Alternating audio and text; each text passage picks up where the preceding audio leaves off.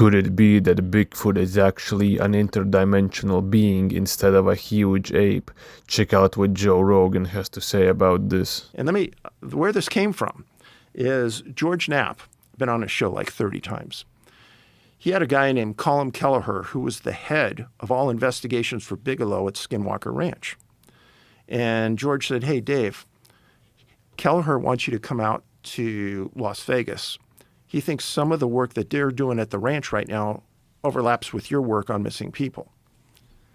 So I came out to Las Vegas 3 or 4 times, met with Kelleher, and we talked about just what you're talking about right now, this overlapping of understanding consciousness, because it's much more complex than some people are willing or even for us to understand. But what if what's happening on Earth right now, whether it's abductions, cattle mutilations, UFOs, is really something that is so beyond us? We try to think in rational terms. Well, they're taking us for our sperm or they're taking us for our eggs. But what if it's something a lot more deep than really we could comprehend right now? Like what? I don't know. I'm asking you, Joe. But his point being that all the time they spent almost 20 years at that ranch investigating things. And he tells me about this one incident. And he says, I've got a physicist up on the hill with another researcher. It's 2 o'clock in the morning. They're looking down at the meadow and they see this bright light. And this bright light starts to get bigger. And if you tell your guy, he could pick it up right now on, if you go to Amazon, to the movie American Sasquatch, Man, Myth, or Legend, it's my movie, we have it there. And it starts getting bigger. Uh-huh. And one guy doesn't have night vision, the other guy does. And this round thing keeps getting bigger and bigger, till eventually it's like you're looking down a tube. And he says, it's almost 3-dimensional because you could see something at the far end of the tube. And the physicist just handing the night vision back and they're sharing it. Eventually the tube gets to be about this big, that something twice the size of you and I could crawl through. All of a sudden they see something crawling down the tube. It crawls out, it jumps down onto the land. And they see, it's so dark, even with night vision, that they could just see a silhouette, and it's bipedal, 7 or 8 feet tall, all black in color. Is it that? Is this it? No. Okay. Well, sounded like it. Sounded like what you were saying. Is that the documentary you're talking No, about? that's not mine. Something different? Yeah. Sasquatch, American Sasquatch? Man, Myth, or Monster? Isn't that what you said? Is that it? That's it, yeah. That's okay. So this is your film. That is the film, but that's not what I'm talking about. Okay. Where is it in the film? Do you remember? It's near the end, like 3/4 of the way through it. It's with my interview with Kelleher, and he's talking about it, and this thing, and then it walks away on 2 feet. And when we talk about this, he said, it doesn't make any sense to us. You know, did we just see a portal open up and an entity from another dimension crawl through into our dimension? And is that the access point that they're using? And can they open this at certain times and close it at certain times at will? And really, that was the first time that I had heard this from someone credible, that this can happen.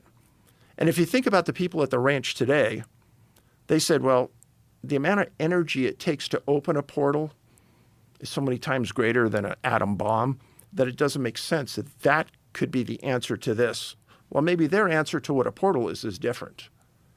But what these guys saw doesn't make a lot of sense to us. Well, the whole Bigfoot thing doesn't make a lot of sense.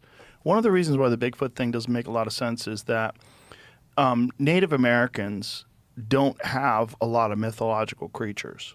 It's not like they have a ton of dragons and demons and pixies and wood sprites. There's not, but there's over 100. Didn't we look this up? The name for Sasquatch. Yeah, there's a bunch. There's like 50 different names that they have for this one thing that they universally described as a bipedal, hairy, ape-like creature that's 8 to 10 feet tall. And there's so many sightings of this one thing. It's not like people keep talking about different animals. Like, I saw an elephant that has 6 legs. No, it's always bipedal hominids. It's weird. It's a weird, because like, I've never seen compelling Bigfoot footage. It all looks bullshit. The Patterson footage, I think, is nonsense. I think it's a guy in a monkey suit for sure. I think most of what you see in terms of like photographic evidence is nonsense.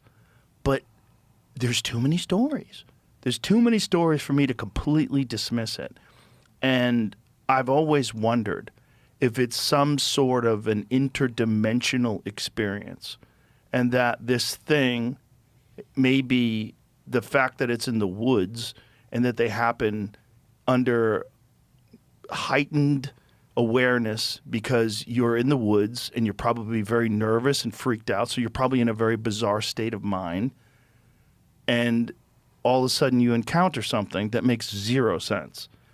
And the same thing gets encountered by people over and over again. And you could write that off. Now, if you're a cynical person or a rational person, which I'm neither one of those, you could write it off and you could say, well, there's an archetype. People have talked about this creature, for so long that that's what you expect to see. So that's what you make yourself see. Maybe it's a bear that walks on 2 legs, because we know they do that. Particularly black bears, they walk on 2 legs all the time. I've seen them walk on 2 legs. It's very weird. But they don't describe it like a bear. They describe it like an ape. They say it has long arms like an ape, and that it looks at you, and that these things exist in the forest, like deep in the forest where there's no people. And then when people go out there, they encounter them. And the story is just, it's like the UFO abduction story. It's so similar. It's so similar over and over again, like a very similar story. And you've always got to separate the kooky stories, because there's always a bunch of crazy people that make things up. There's a bunch of people that are probably on psychiatric drugs, or they're tripping balls on mushrooms, or whatever it is. There's a bunch of people that see things that maybe aren't there at all. But then there's enough of these stories where you got to go, man, if just one of these is true, 1 out of 100, and then there's thousands of them. Like, what is going on? Not an ape. It's not a gorilla. If it was, we'd have it in the zoo, and we don't. It walks like a man. Ape and gorillas don't walk like a man. Well, Gigantopithecus did, right? No. It didn't? There's no evidence it was bipedal at all. I thought it was the jaw structure. So they have one piece of jaw and a bunch of teeth, and there's a lot of theories behind that, but there's no evidence it was bipedal. Oh. That's number one. Number two, there's no evidence if it's ever been in North America. Right, but the sightings that they find of this thing are in Alaska and the Pacific Northwest primarily. This is where you get a lot of them. And the idea would be that when the Bering Land Bridge was around before the Ice Age, or during the Ice Age, when the ocean levels were much lower and there was more land exposed, that these things could walk across Asia, like we know the short-faced bear did, and we also know people made it from Siberia into North America.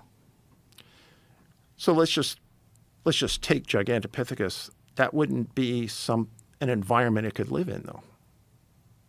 That was a jungle animal. Right. Right, in Asia. Correct. So let's get back to that. But there's before you go on, but there's also Gigantopithecus. They found less than 100 years ago. So these, I believe they were anthropologists, and they were searching for different bones in an apothecary shop in China, and they found a molar that was extraordinarily large, like way too large, and it was a primate molar. And they were like, what is this? And so they took them to where they found it, and then as they started digging, they found some more bones and some different things. I don't know, how much stuff have they found of Gigantopithecus? Only jaws and teeth. That's it. Yeah, this says it was. Now imagine if they never found that. Here's the question. If they never found any of that stuff, show me what they got. It doesn't say it says what they have here.